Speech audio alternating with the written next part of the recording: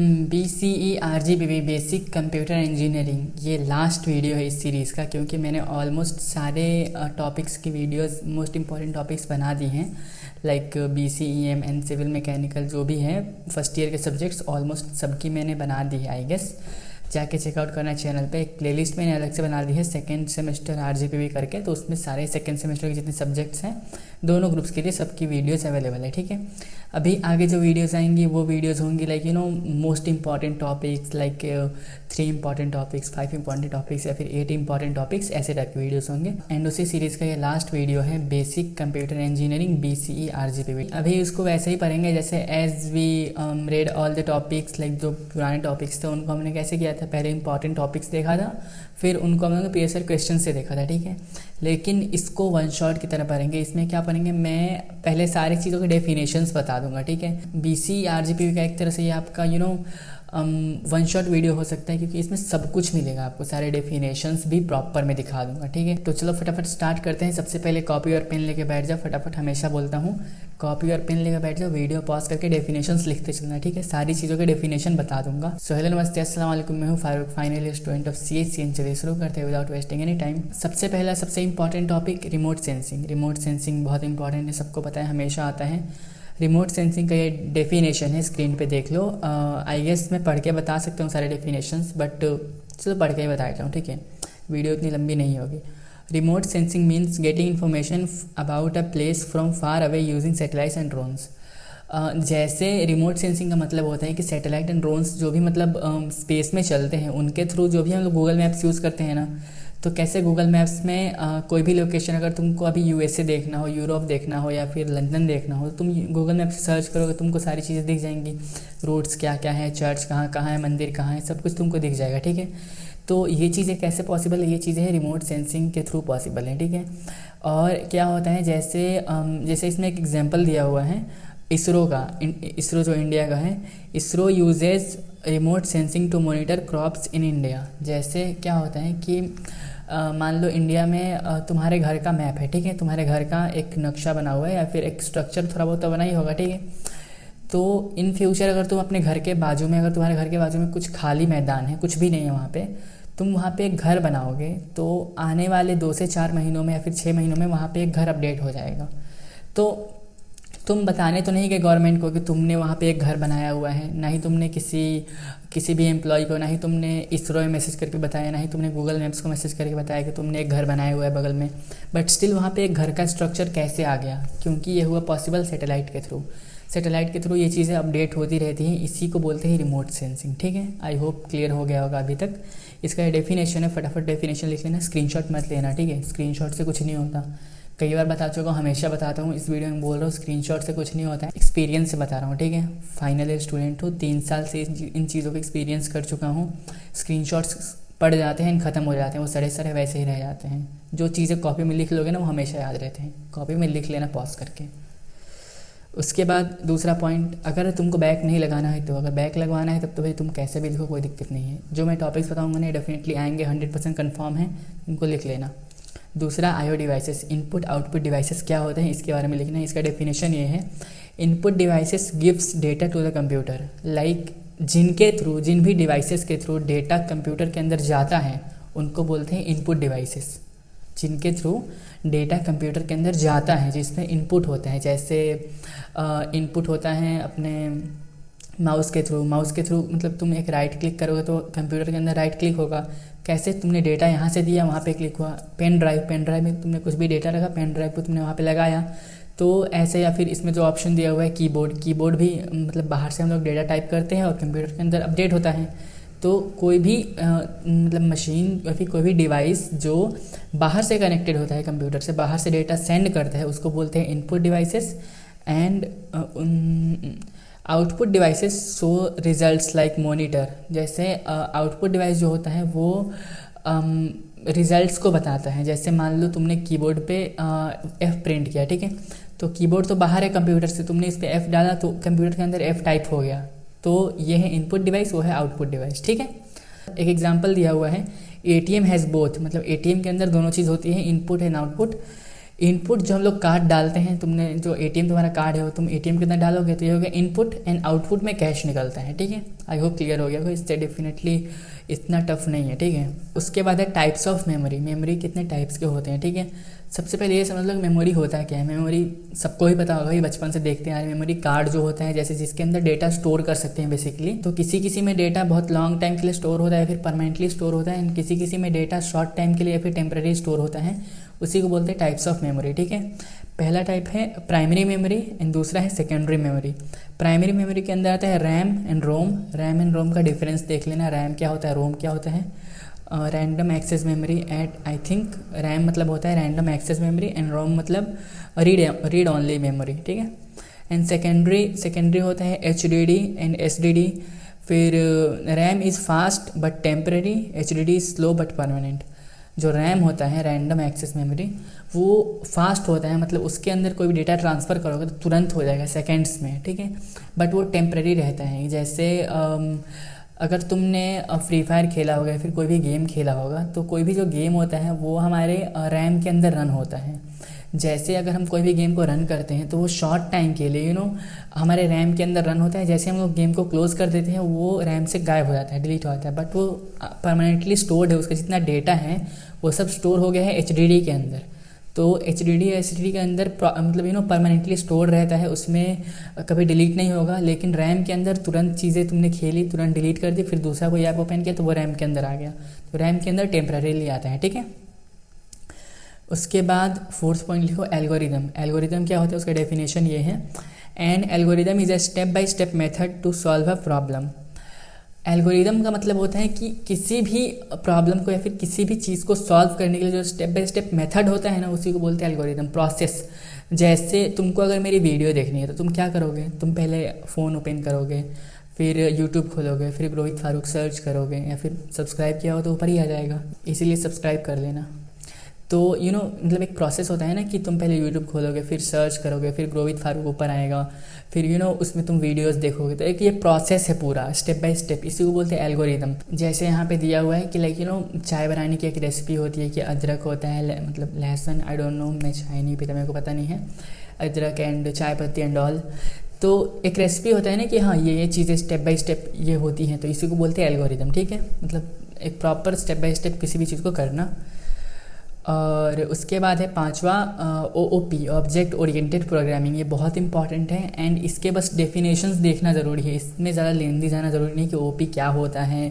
OP मतलब पूरा definition and all ज़्यादा देखने की कोई ज़रूरत नहीं, क्योंकि OP हाई लेवल के क्वेश्चन है। OP अपने थर्ड ईयर जो हम पढ़ते हैं, या फिर पाइथन जावास्क्रिप्ट अगर आप कर रहे हो तो पाइथन जावास्क्रिप्ट के क्वेश्चन होते हैं। तो OP उतना तुम लोगों को डीप में जाने की ज़रूरत नहीं है, बस ओवरऑल जान लो कि OP होता क्या है, बस उतना काफ़ी है, ठीक है। OP uses real life objects like car, students, etc. It works with 4 pillars: class, object, inheritance and polymorphism, ठीक है। अगर अपनी लैंग्वेज में समझाएं तो OP का मतलब ऐसा होता है कि जो भी रियल लाइफ में चीज़ें होती हैं, जैसे कार हो गया, कोई स्टूडेंट हो गया, या फिर कुछ भी हो गया, रियल लाइफ में कुछ भी हो रहा है, उसको OP के अंदर एक ऑब्जेक्ट की तरह माना जाता है कि ये एक ऑब्जेक्ट है। एवरीथिंग, कोई फूड हो गया, कोई क्लाउड हो गया, कुछ भी हो गया दुनिया में, उसको रियल लाइफ की चीज़ों को वहाँ पे एक ऑब्जेक्ट की तरह माना जाता है, उसको क्लासेस एंड ऑब्जेक्ट्स में डिवाइड करके सॉल्व किया जाता है, ठीक है। ये सब प्रोग्रामिंग के क्वेश्चन है, तुम लोगों को समझ में नहीं आएगा अभी, बट ऊपर जान लो कि OP के अंदर कोई भी रियल लाइफ की चीज़ को एज अ ऑब्जेक्ट मतलब ट्रीट किया जाता है, ठीक है, कि ये एक ऑब्जेक्ट है, बस इतना जान लो। इसमें 4 पिलर्स होते हैं: class, objects and inheritance and polymorphism. Inheritance बहुत आता है, इनहेरिटेंस क्या होता है ये आगे बताऊँगा, ठीक है। उसके बाद डेटा स्ट्रक्चर देखो क्या होता है। It is a way to store and organize data, like data structure in the sense कि किसी भी डेटा को स्ट्रक्चर देना है, एंड इसके नेम से पता चल रहा है। जैसे मान लो फॉर एग्जांपल तुमको 100 बच्चों का लिस्ट दिया गया एंड बोला गया कि इनको मतलब अल्फ़ाबेटिकल स्ट्रक्चर में लिखो, तो कैसे लिखोगे? A वाले बच्चे सबसे पहले आएंगे, फिर जिनका B से होता है, फिर जिनका BA आता है, फिर जिनका C होता है, फिर जिनका D होता है। तो जिनके ऐसे रोल नंबर भी होते हैं ना हम लोग के मतलब कॉलेज में, कि A वाले सबसे पहले, B वाले उसके बाद, C वाले उसके बाद। तो इसी को बोलते हैं डेटा स्ट्रक्चर, मतलब है कि प्रॉपर स्ट्रक्चर वे में डेटा को स्टोर करना एंड ऑल, बस इतना काफ़ी है, ठीक है। उसके बाद लेट मी चेक, 7th कौन सा है? सेवेंथ मैंने नहीं लिया है, हाँ सेवेंथ क्लासेस, उसके बाद लिखो क्लासेस। क्लासेस होता है, class is the blueprint of an subject, ठीक है। जैसे किसी भी चीज़ को, किसी भी मॉडल को, या फिर किसी भी रियल लाइफ, जैसे कार हो गया या फिर कोई बिल्डिंग हो गई, किसी भी चीज़ को बनने के लिए एक पहले उसका ब्लूप्रिंट होता है कि वो बनेगा कैसे, ठीक है। जैसे घर बनने के पहले एक उसका नक्शा होता है, कार बनने से पहले उसका ब्लूप्रिंट बनता है कि कार में ये चीज़ें होंगी, 3D मॉडल बनता है पूरा उसका। जैसे मान लो स्कॉर्पियो है, बोलेरो है, या फिर थार है, कोई भी कार है, ठीक है।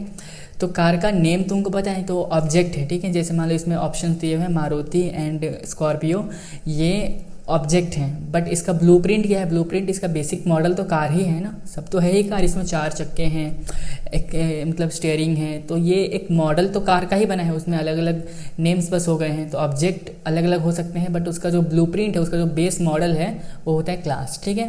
I hope you understand.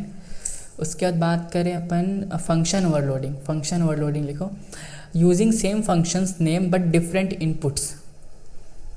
जैसे जब भी आप प्रोग्रामिंग करोगे, जैसे आप बेसिक प्रोग्रामिंग भी करोगे, लाइक C++ हो गया, फिर पाइथन के बेसिक्स भी करोगे, तो उसमें क्या होता है, फंक्शंस बनाने पड़ते हैं एंड वेरिएबल्स बनाने पड़ते हैं। जैसे वेरिएबल्स क्या होता है कि वेरिएबल्स भी एक क्वेश्चन इंपॉर्टेंट है, आता है हमेशा। वेरिएबल्स इन द सेंस कि किसी भी वेरिएबल्स को एक कंटेनर की तरह ले सकते हैं। मान लो वेरिएबल्स एक कंटेनर है जिसके अंदर हम डेटा स्टोर कर सकते हैं। तो अगर मैंने एक नेम का वेरिएबल बना रखा है, तो मैंने लिखा नेम इक्वल टू, एंड उसके अंदर मैंने अपना नेम लिख दिया MD फारूक खान। फिर मैंने एक दूसरा वेरिएबल बनाया एज, उसके अंदर मैंने अपना एज रख दिया। तो इन फ्यूचर कभी भी अगर मेरे को ज़रूरत पड़ेगी, लाइक यू नो कि मेरे को अपना नेम प्रिंट करना है, तो मैं लिखूँगा ऑनली प्रिंट नेम और प्रिंट एज।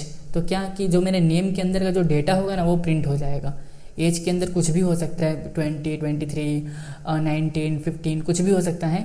एज तो बस एक वेरिएबल है, उसके अंदर डेटा कुछ भी हो सकता है, और मैं प्रिंट जब एज करूँगा तो उसके अंदर जो भी डेटा होगा वो प्रिंट हो जाएगा। I hope you get it.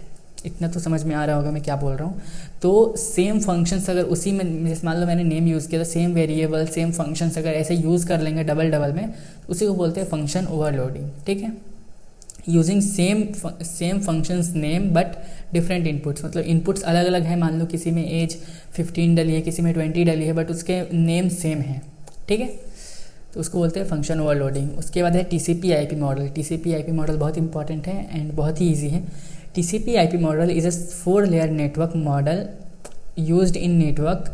It ensure data goes correctly from the sender to receiver, ठीक है। सेंडर से रिसीवर में, जैसे मान लो व्हाट्सएप पे तुम किसी को कोई मैसेज कर रहे हो, तो व्हाट्सएप पे पहले क्या होता है कि जैसे मान लो तुमने मैसेज टाइप किया, ठीक है, फिर तुमने सेंड किया, तो पहला स्टेप हो गया, सेंड हो गया तुम्हारे थ्रू, फिर उसको डिलीवर होता है, समझ रहे हो। दूसरा स्टेप में उसको डिलीवर होता है, तीसरे स्टेप में वो सीन करते हैं। तो तुमने सेंड किया, उसने रिसीव किया, फिर उसने सीन किया। तो वैसे ही सेंडर से लेकर रिसीवर तक के मैसेज भेजने में एक मॉडल का यूज़ होता है जिसको बोलते हैं TCP/IP मॉडल। एंड इसमें 4 लेयर्स होते हैं, देख लेना, बहुत ही ईजी से होते हैं, तो हो जाएगा, ठीक है। इसके एटलीस्ट इतने डेफिनेशंस तो लिख ही लेना। उसके बाद है DOS। क्या होता है DOS? बहुत इंपॉर्टेंट है। Denial of Service attack where hacker sends to many request and shuts down the website. Flipkart crashes during big sale due to overload. जैसे मान लो कोई भी नया वेबसाइट है, या फिर फ्लिपकार्ट, जैसा भी इसमें एग्जांपल दिया हुआ है, फ्लिपकार्ट एक शॉपिंग ऐप है ऑब्वियसली, एंड उस पर क्या होता है, बहुत सारे लोग एक साथ ऑर्डर करते हैं। उसमें कुछ लोग हैकर्स भी होते हैं जो कि चाहते हैं कि सेल फ्री में ले लें, समझ रहे हो। तो वो क्या होता है, बहुत सारे एक साथ रिक्वेस्ट डालते हैं। जैसे मान लो एक नॉर्मल इंसान क्या करेगा, नॉर्मल जाएगा एंड शॉपिंग करेगा, पहले अपना कार्ड ऐड करेगा या फिर कैश ऑन डिलीवरी कुछ भी करेगा, तो एक प्रोसेस के थ्रू जाएगा, वो अपना नेम डालेगा। बट हैकर्स क्या करते हैं, वो डायरेक्टली बाईपास के थ्रू सब कुछ जल्दी जल्दी कर लेते हैं। तो जब ये चीज़ें जल्दी जल्दी होती है ना, तो वेबसाइट क्रैश हो जाता है या फिर रुक जाता है। जैसे अगर कोई भी गेम खेलोगे एंड कोई भी ऑनलाइन गेम है अगर, तो उस पर अगर बहुत सारे लोग एक साथ खेलेंगे तब भी कोई दिक्कत नहीं होगा। लेकिन अगर कोई हैकर यूज़ करेगा उसको, एंड जो प्रोसेस है वो प्रोसेस को बाईपास करके दूसरी इलीगल चीज़ें करेगा किसी भी एप्लीकेशन में या फिर गेम में, तो हो सकता है वो ऐप बैन हो जाए उसके फ़ोन में, या फिर वो ऐप का सर्वर थोड़ी देर लिए डाउन हो जाए। इसी को बोलते हैं बस DOS। उसके बाद classification of computer. Classification of computer बहुत इंपॉर्टेंट है, हमेशा आता है, मार्क कर लेना। Computer are classified as micro, mini, mainframe and super based computer. देखो इसमें बहुत सारे पार्ट्स होते हैं। माइक्रो कंप्यूटर क्या होता है? माइक्रो कंप्यूटर सबसे छोटा पार्ट होता है कंप्यूटर का। उसके बाद मिनी कंप्यूटर जिसको लैपटॉप बोलते हैं।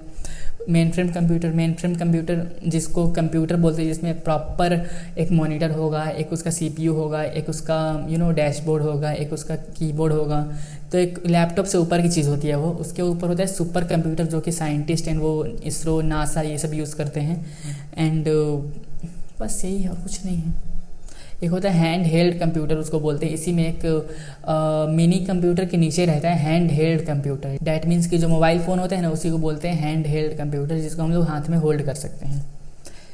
इसमें हो गया। उसके बाद ऑर्गेनाइजेशन ऑफ कंप्यूटर। ऑर्गेनाइजेशन कैसे हुआ था? It means how parts of computer were together, CPU, memory, input output devices like organs in a human body. Organization of computer मतलब कि नाम से ही समझ में आ रहा है ना, ऑर्गेनाइजेशन, ऑर्गन्स। लाइक हमारे ह्यूमन बॉडी के अंदर बहुत सारे ऑर्गन्स होते हैं ना, पेट है हमारा, किडनी है, एंड फिर लंग्स हैं, फिर हार्ट है। तो इससे बहुत सारे इंटरनल पार्ट्स हैं हमारे बॉडी के अंदर। ऐसे ही कंप्यूटर में बहुत सारे पार्ट्स होते हैं। कीबोर्ड होता है, माउस होता है, सीपीयू होता है, एंड बहुत सारे बहुत सारे पार्ट्स होते हैं। हार्डवेयर होता है, हार्ड डिस्क होता है। तो उन्हीं को बोलते हैं ऑर्गेनाइजेशन ऑफ कंप्यूटर। ठीक है, इतना टफ नहीं है जितना समझ रहे हो। क्लाउड कंप्यूटिंग बहुत इजी है। ये ईजीएस्ट सब्जेक्ट बोल सकते हैं, ईजीएस्ट पॉइंट बोल सकते हैं। Cloud computing means storing and using data application और इंटरनेट सर्वर्स। लाइक जो भी एप्पल यूज़र्स होंगे या फिर जो भी एंड्रॉयड यूज़र्स होंगे, उनको तो मतलब पता होगा ना, एक फ़ोन में क्लाउड स्टोरेज रहता है जिसके ऊपर हम लोग कुछ भी अपलोड कर सकते हैं एंड वो हमेशा पड़ा रहेगा वैसे ही। तो हमारे फ़ोन से डिलीट भी कर देंगे तब भी उसी पे पड़ा रहेगा, तो उसको बोलते हैं क्लाउड स्टोरेज, जो हमारे फ़ोन के स्टोरेज में नहीं होता है। या फिर दूसरा सबसे सिंपल एंड मॉडर्न एग्जांपल बता रहा हूँ अभी के हिसाब से। इंस्टा पे तो सबकी 2 आईडी होती हैं, ऑब्वियसली होती है ना भाई, जिस पे हम लोग रील्स सेंड करते हैं, अपनी खुद की पसंदीदा रील्स जो हम लोग अपनी दूसरी आईडी पे सेंड करते हैं। तो वो जो दूसरी आईडी है ना तुम्हारी, वो है क्लाउड स्टोरेज। ठीक है, जिस पे हम लोग कुछ भी अपलोड कर दें, अपनी फ़ोटोज़, वीडियोज़ सब कुछ डाल देंगे, हमारे फ़ोन से डिलीट कर देंगे, वो आईडी पे पड़ी रहेगी वैसे ही। जब भी इंस्टा खोलेंगे वो आईडी खोलेंगे, हमको फ़ोटो वीडियो मिल जाएगी। ठीक है, तो इंस्टा हमको एक फ्री क्लाउड स्टोरेज दे रहा है फ़िलहाल, तो उसी को बोलते हैं क्लाउड कंप्यूटिंग। ठीक है, I hope you get it. www का मतलब क्या होता है? World wide web. www is a collection of web pages connected विया इंटरनेट। जैसे कुछ भी चीज़ें हम लोग सर्च करते हैं जब भी अपने ब्राउज़र पे, तो मैक्सिमम चीज़ें हम लोग डालते हैं ना www डॉट, एंड कुछ भी हम लोग सर्च करें अपनी लाइक डेली लाइफ से रिलेटेड कुछ भी प्रॉब्लम हो या फिर कोई भी वेबसाइट सर्च कर रहे हैं, तो www का मतलब होता है कि वो पूरे वर्ल्ड से खोज के लाएगा, पूरे वर्ल्ड से कनेक्टेड, वो कहीं से भी वो डेटा को खोज के ला देगा, क्योंकि मतलब ही उसका वही होता है www मतलब वर्ल्ड वाइड वेब। पूरे वर्ल्ड से खोज के कहीं भी अगर वो वेब पे चीज़ अवेलेबल होगी तो उसको खोज के ला देगा। ठीक है, उसके बाद इनहेरिटेंस क्या होता है? इनहेरिटेंस लिख लो। It means one class taking features of another. जैसे मैंने बताया ना क्लास वाला चीज़। क्लास क्या होता है? क्लास एक किसी भी चीज़ को ऑब्जेक्ट की तरह ट्रीट करता है। तो जैसे मान लो पहला एक ऊपर क्लास बना हुआ है, मतलब जब तुम कोडिंग करोगे ना तो उसमें बहुत सारे क्लास बनते हैं। पहले एक ऊपर क्लास, फिर दूसरा नीचे क्लास, तीसरा नीचे क्लास। तो पहले क्लास में तुमने बता दिया कि डॉग मतलब एक एनिमल है। ठीक है, तुमने एक डिफाइन कर दिया पहले क्लास में कि डॉग एक एनिमल है। दूसरे क्लास में तुमको डिफाइन नहीं करना पड़ेगा कि डॉग एक एनिमल है, तुम उससे रिलेटेड कुछ भी बोल सकते हो कि एक एनिमल टहल रहा था या फिर एक एनिमल मांस खा रहा था या फिर कुछ भी, तो वो समझ जाएगा कि वो डॉग ही होगा, क्योंकि ऊपर डिफाइन कर चुके हैं कि हम लोग वो डॉग था जो एनिमल था। नीचे हम लोग एनिमल को कुछ भी बोल दें तो वो डॉग पे ही रिप्रेजेंट जाएगा। तो इनहेरिटेंस का मतलब होता है कि किसी दूसरे क्लास के डेटा को हम लोग नीचे यूज़ करते हैं बिना उसको रिपीट मोड में लिखे हुए। ठीक है, जैसे हम लोग फ़ोन यूज़ करते हैं तो ऑटो करेक्ट ऑटोमेटिकली होता है ना, जो हम लोग पीछे टाइपिंग कर चुके होते हैं उसी के बेसिस पे आगे मतलब सजेस्ट होता है हमको, तो उसी को बोलते हैं इनहेरिटेंस। डेटा डिक्शनरी क्या होता है? ए फाइल और table which stores detail about other data, like dictionary keeps meaning of words, data dictionary keeps meaning of data. ये थोड़ा सा समझाने वाला पॉइंट है, समझना ध्यान से। जैसे मैंने भी बोला, अगर हम लोग कोई वेरिएबल बनाते हैं, वेरिएबल में बनाया नेम के अंदर मैंने मेरा नेम लिख दिया। ठीक है, तो नेम एक खुद वेरिएबल है जो कि एक वर्ड है। नेम एक खुद वर्ड है ना, NAME, नेम एक वर्ड है।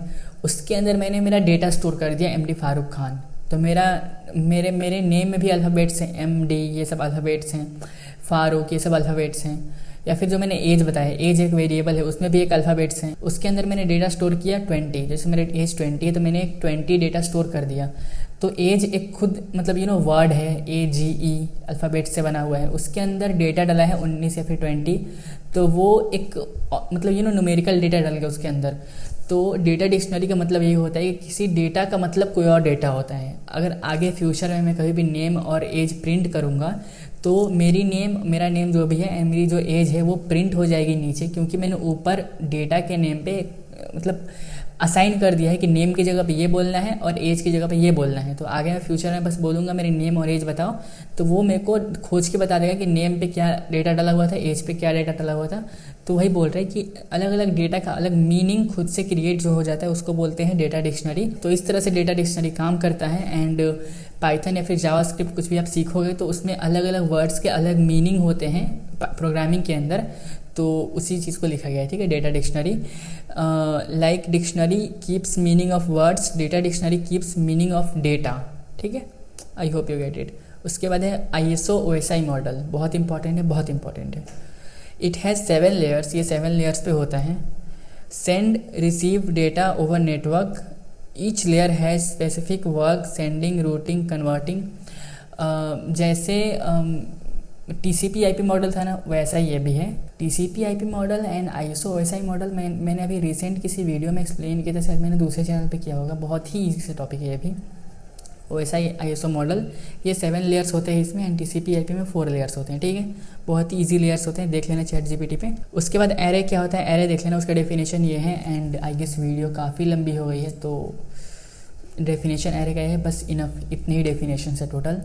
आई गेस 15 to 16 होंगे। एंड ये बहुत इंपॉर्टेंट है, प्रीवियस ईयर के किसी भी ईयर के क्वेश्चन पेपर उठा के देख लो, 2023, 2022, 2019, 70 मार्क्स कन्फर्म है इन टॉपिक्स से, ठीक है। अगर तुमने इतने टॉपिक्स पढ़ लिए तो 50% मार्क्स तो कहीं नहीं जा रहे हैं 50 मार्क्स। तुम किसी भी ईयर के क्वेश्चन पेपर को उठा के देख लो, इतने टॉपिक्स आएंगे ही आएंगे, ठीक है। तो आई डोंट थिंक अभी कोई भी कन्फ्यूज़न है वीडियो में, कोई भी कन्फ्यूज़न है तो वीडियो को फिर से देखो, समझो, क्योंकि वीडियो बहुत इंपॉर्टेंट है। इतने टॉपिक्स इनफ हैं। एंड मिलते हैं किसी अच्छी इन्फॉर्मेटिव वीडियो में, तो वीडियो को लाइक करना, चैनल सब्सक्राइब करना।